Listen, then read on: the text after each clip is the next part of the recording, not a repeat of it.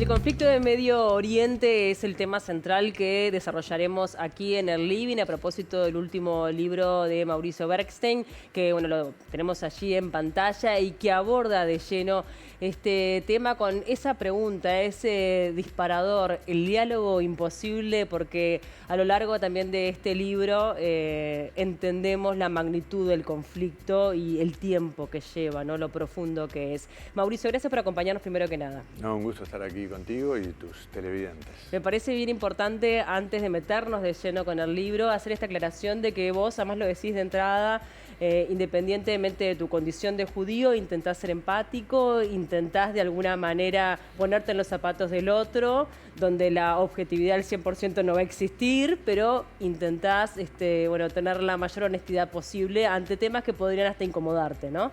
Esa fue la idea original del libro. Como tú sabes, este es un conflicto que se lleva más de 100 años, ¿verdad? No nació con la creación de Israel, sino que ya venía de antes. Y en esos 105 años, si es que consideramos 1920 el punto de partida, porque fueron las primeras escaramuzas armadas entre árabes y judíos, y uno piensa que, bueno, a lo largo de 105 años nadie hace todo bien todo el tiempo y el otro todo mal todo el tiempo.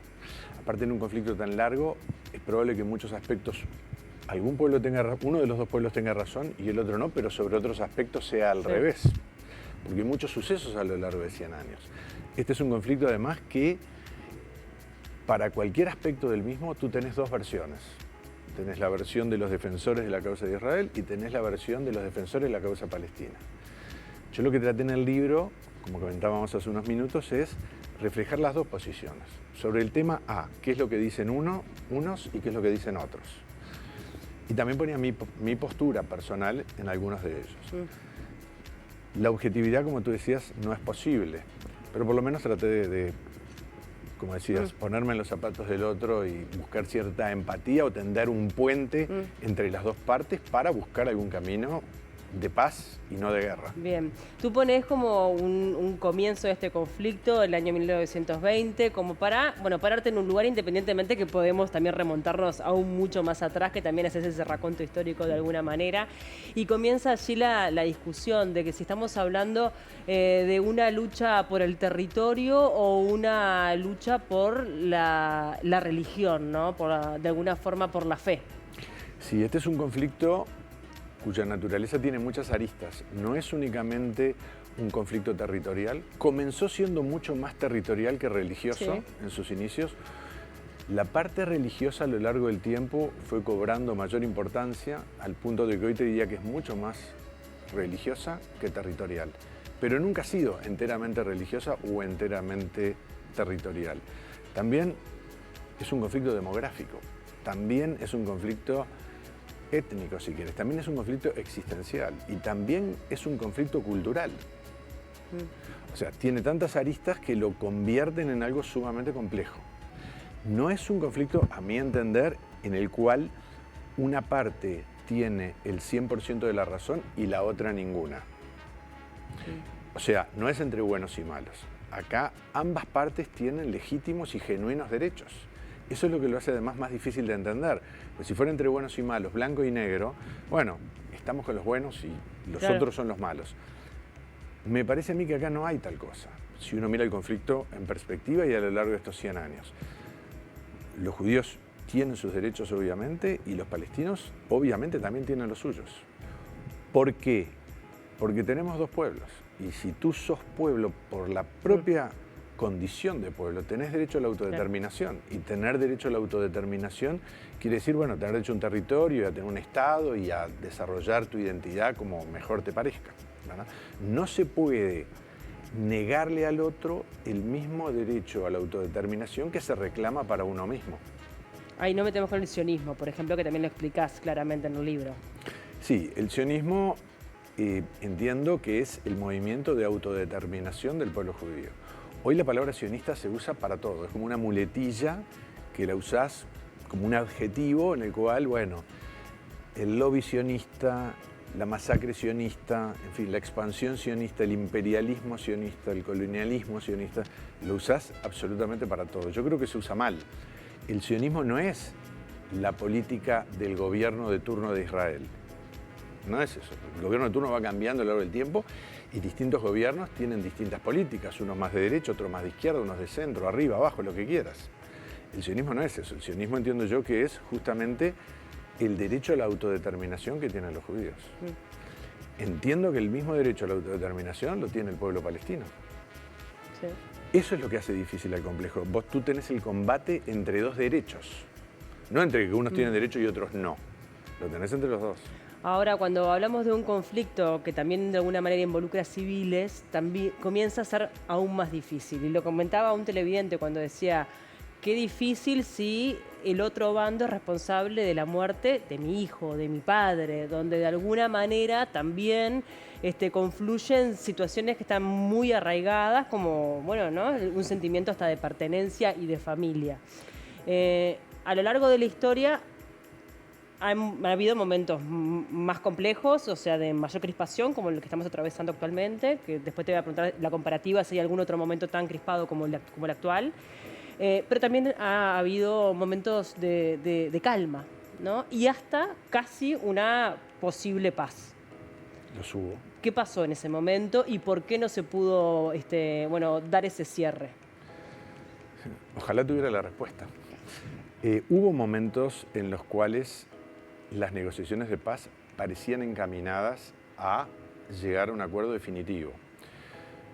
Las hubo varias, ¿verdad? En 1936, incluso 1937, antes de la creación del Estado de Israel, cuando el territorio estaba bajo el mandato británico, los británicos, ante las escaramuzas y los conflictos que había entre árabes y judíos, decidieron particionar el territorio. No se llegó a un acuerdo y eso quedó en la nada. En 1947 las Naciones Unidas crearon una comisión en la cual hubo delegados uruguayos que participaron y que tuvieron una actuación relevante en cuanto al resultado de la misma y le propusieron a la Asamblea General de Naciones Unidas la partición del territorio. Los judíos lo aceptaron y a los pocos meses nació Israel. Los árabes lamentablemente no lo aceptaron. O sea, el Estado que hoy se reclama, en un momento estuvo al alcance de la mano y por diversas razones no se aceptó. Entiendo yo que un error tremendo porque el sufrimiento del pueblo palestino, lo que le ha los refugiados, el tema de los refugiados, que es un tema sangrante, te diría, es un tema que tremendo. En parte, la causa fue no haber aceptado esa opción que se tenía. Pero lo cierto, bueno, no se aceptó. En el año 2000, en el caso de Ehud Barak y Arafat en Washington, también estuvieron muy cerca. Además fue una negociación que tuvo una particularidad, es que no solamente se discutía, bueno, nos dividimos el territorio, sino que además venía con la idea de solucionar los temas de fondo. O sea, ¿qué pasa con los refugiados? El derecho al retorno de los refugiados palestinos de 1948. ¿Qué pasaba con Jerusalén? ¿Qué pasaba con los lugares santos? ¿Qué pasaba con los asentamientos de los colonos judíos en Cisjordania? O sea, vamos a tratar todos los temas para llegar a una solución definitiva.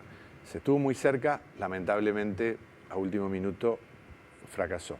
Y después vino la última, que fue en el año 2008, no hace tanto, cuando Ehud Olmert, en ese momento primer ministro de Israel, le propuso a Mahmoud Abbas, en ese momento presidente de la Autoridad Nacional Palestina, Arafat había muerto unos pocos años antes, una propuesta de paz que tampoco se aceptó.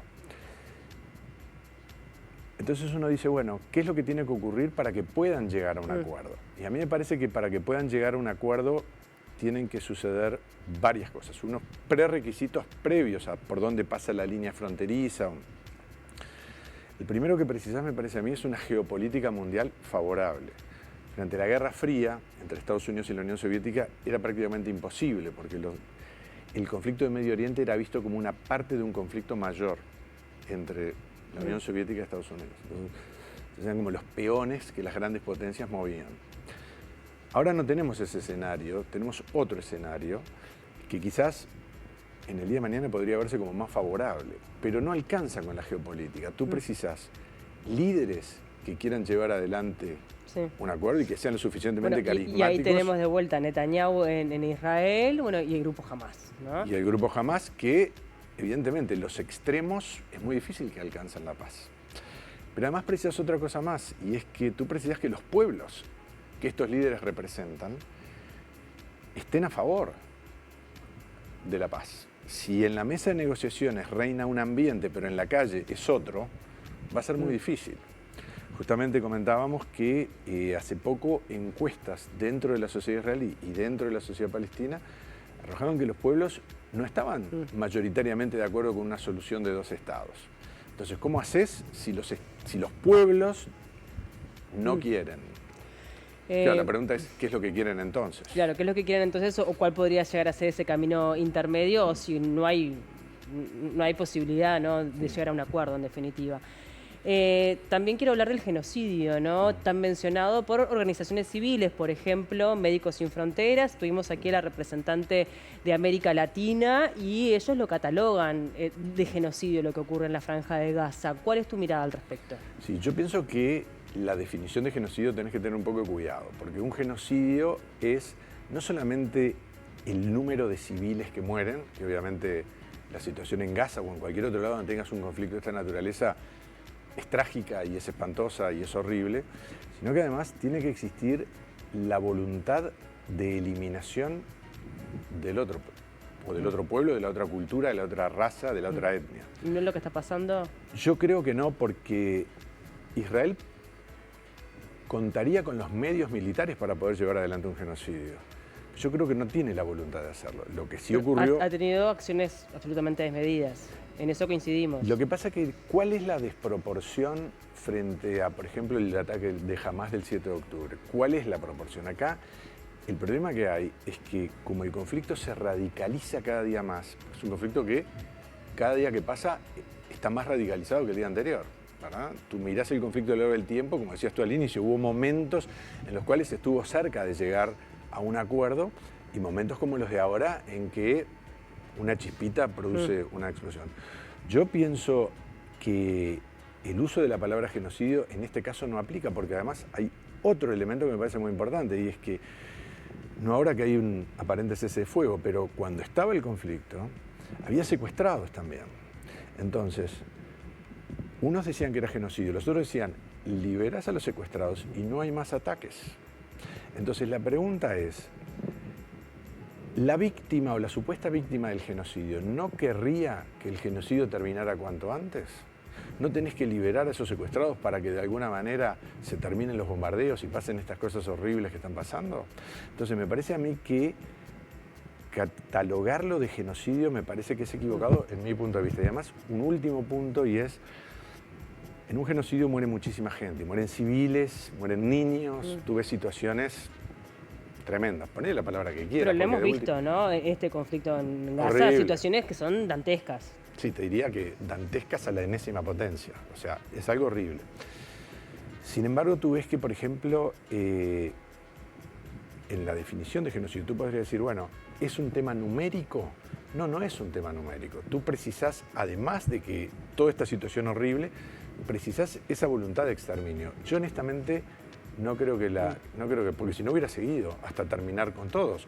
Y tú ves, sin embargo, que las estadísticas que incluso se producen en Gaza, la población de Gaza no decrece. Debería decrecer alarmantemente. De cualquier manera, lo que sí pienso es que no es el momento de la guerra, ya pasó. Ahora es un momento, me parece a mí, que hay que buscar, como sea, la vía diplomática y la vía de la negociación. Para el que sea. El tema que también se requieren recursos de alguna manera, ¿no? Para que cuando tiene que haber movimiento de gente si llegamos a un acuerdo. ¿En qué sentido lo decís, movimiento de gente? Y bueno, digo, hay que, de alguna forma, hay gente que está, si decidimos ir por los dos estados, ¿no? Hay que hacer movimientos, hay movimientos migratorios que requieren también una inversión económica. Sí, igual, por ejemplo, en el año 2000, en la negociación del año 2000 entre Barak y Arafat, se propuso en la negociación un fondo de una cantidad sideral de dinero, justamente para el movimiento de personas, ¿verdad? Y para el nacimiento de un nuevo Estado y para la reconstrucción, por ejemplo, de Gaza también, la reconstrucción de ¿no? Gaza, porque Gaza hay que reconstruirla porque hoy son escombros arriba de escombros arriba de escombros. Eso sin duda, pero yo creo que acá el tema va más allá de lo económico, ¿no? Ojalá fuera solo económico. Y es un tema, bueno, hay que poner X cantidad de dinero. Y bueno, Sí, se hablaba de 50.000 millones de dólares por ahí. Sí, se hablaba de un monto por eso. Imagínate, 50.000 millones de dólares, un monto. Sí. Yo creo que tiene que existir la voluntad de las partes de aceptar la existencia del otro.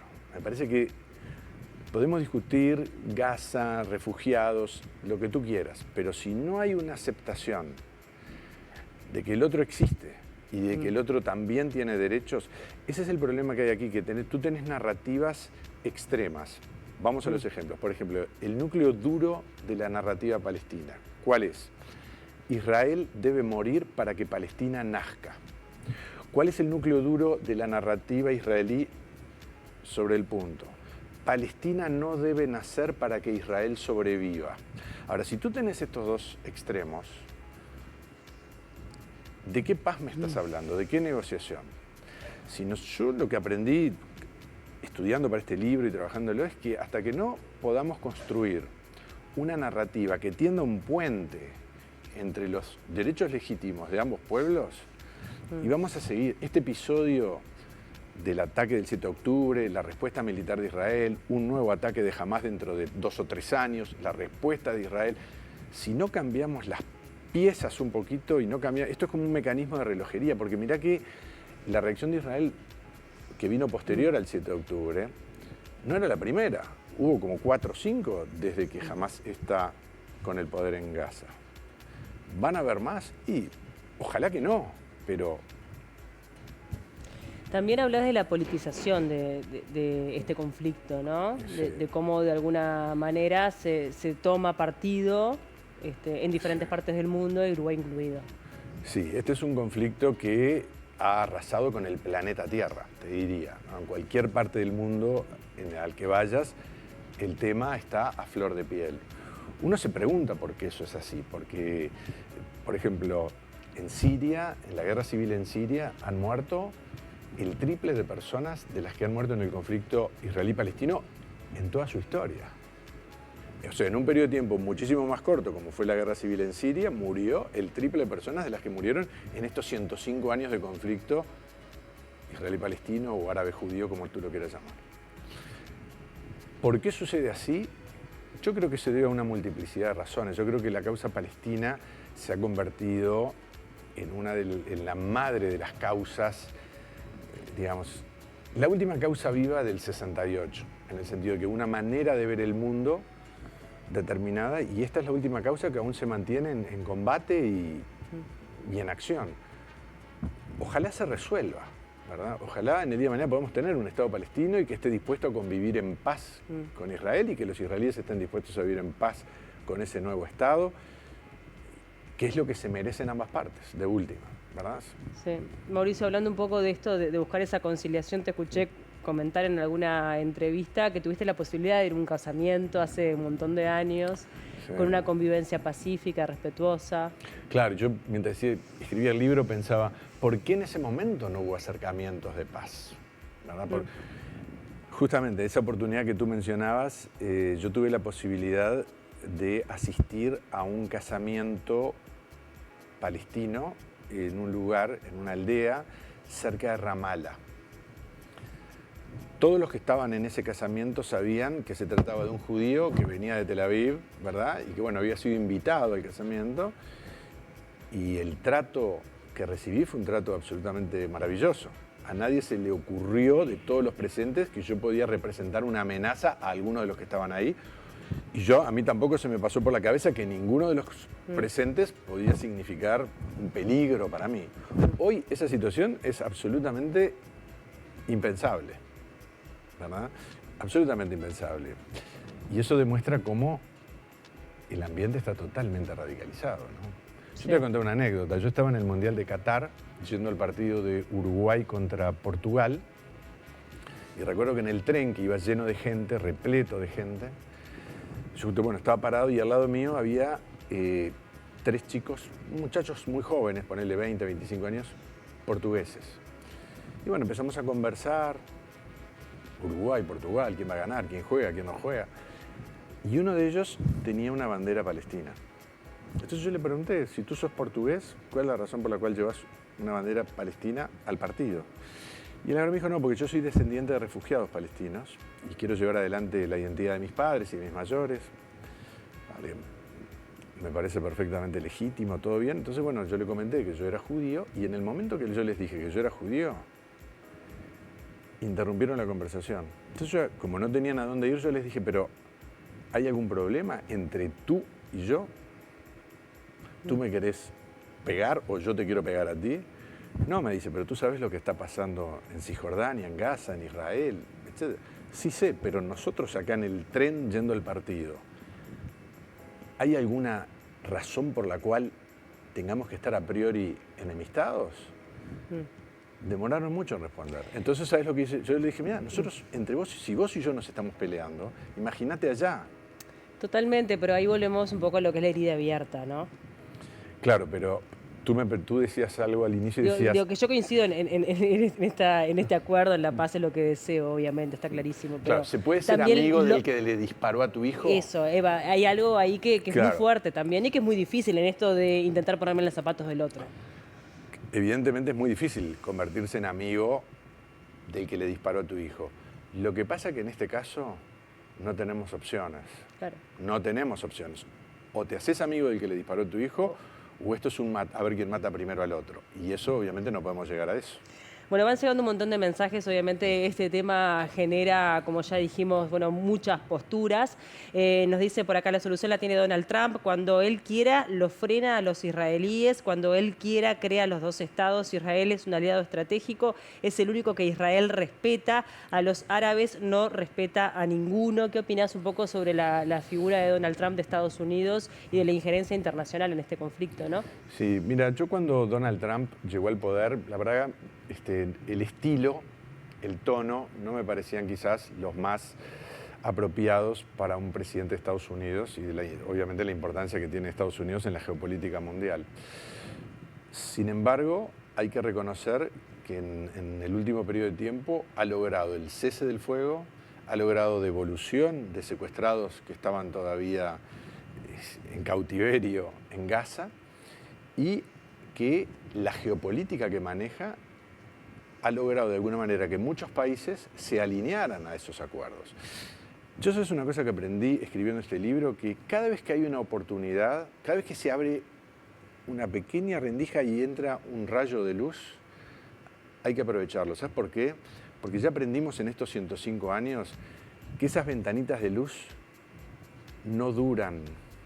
Esas ventanitas se cierran por las razones que sean. Entonces, mientras están, aunque sean débiles, aunque sean enclenques, aunque sean diminutas, aunque no nos gusten del todo, aunque sean imperfectas, tomalas. Y a partir de ahí empezá a mejorar las cosas. Pero no te pongas en una actitud, yo quiero esto y si no es esto, no hay nada. Creo que era un televidente que decía, bueno, si las partes no ceden en algo, esto no va. De todas maneras, con el escenario como está marcado, pareciera que no va a aparecer ese rayito de luz o esa oportunidad de paz, al menos por el momento, ¿no? Mira, si pudieron por lo menos conversar y llegar a cierto acuerdo de cese de fuego, cosa que me parece muy auspiciosa, porque como tú decías, bombardeos, muertes de niños, todo lo que veíamos, bueno, celebro el cese de fuego, lo celebro y digo, bueno, yo estoy contento que no hay más guerra y que, bueno, hay una especie de paz, si querés, entre comillas. Obviamente que hay que mejorar los temas de fondo, hay que sentarse a hablar.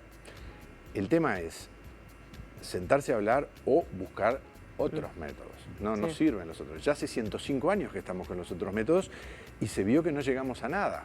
Porque en estos 105 años no llegamos a nada. Entonces, no es hora de buscar otra cosa. Pensando en otros conflictos bélicos, también hay algunos ejemplos en el mundo de que se han llegado a acuerdos. Pienso en India, por ejemplo, ¿no? que logró determinadas divisiones. Es muy bueno el ejemplo que tú pones porque es contemporáneo a la creación de Israel. En la India, ¿cuál era el problema? Había un problema entre hindúes y musulmanes. Y estaban los británicos. Y al final se tomó la decisión de particionar la India. Lo que Gandhi no quería que sucediera era particionar la India. Entonces, una parte para los hindúes y una parte para los musulmanes. Y así nació Pakistán Occidental, que es lo que hoy es Pakistán, y nació Pakistán Oriental, que es lo que hoy es Bangladesh. Es cierto, cuando los éxodos de refugiados tenían que cambiar de lugar y se encontraban en los caminos, no era un encuentro sin sangre, ¿verdad? Pero por lo menos hoy tú tenés entre Pakistán y la India cierta forma de convivencia. ¿Es perfecta? No, no es perfecta. Sí, la disputa de Cachemira, sí, la disputa de Cachemira. Pero no es esto. No es esto. Otros ejemplos. Hutus y Tutsis en África. ¿Verdad? Sí. Ahí tenés un ejemplo tremendo. El propio ejemplo lo tenés también entre palestinos e israelíes. En el año 2000 se sentaron a conversar y estuvieron muy cerquita de lograrlo. ¿Por qué no lo pueden hacer ahora? Entonces algunos te dicen, no, porque ahora está Hamás y Hamás es extremadamente extremista, para decirlo con una expresión. Y no hay tutía. Pero cuidado, poco tiempo antes del año 2000, antes que Barak y Arafat se sentaron a comer, o antes del 93 en Oslo, con Rabin y Arafat, lo mismo que decimos ahora de Hamás lo decíamos de la OLP, que era la Organización para la Liberación de Palestina que lideraba Arafat. Arafat también atacó escuelas de niños, pero no como un ataque como hizo Hamás el 7 de octubre, bueno, a lo que me encuentre. No, directamente dirigió una escuela. Entonces tú decís, bueno, después viene una reacción y así otra y otra y otra, ese camino ya no va. Al menos no me parece que le sirva a nadie. No es que le sirva a unos sí y a otros no. Yo mismo de esta opinión. Mauricio, muchísimas gracias por acompañarnos. Quedan todos invitados para poder adquirir el libro que está disponible en todas las librerías del país, ¿verdad? Así es. Me parece que es súper instructivo, nos ayuda de alguna forma también a entender más cabalmente este conflicto. Bueno, tiene obviamente un raconto histórico, tiene además muchísima bibliografía en la que te has basado para poder desarrollar este libro que me parece también súper interesante. Y creo que bueno, es una mirada más que puede aportar, sin lugar a dudas. Ojalá así sea. Gracias por el tiempo. No, gracias a ti. Hacemos una tanda, enseguida venimos.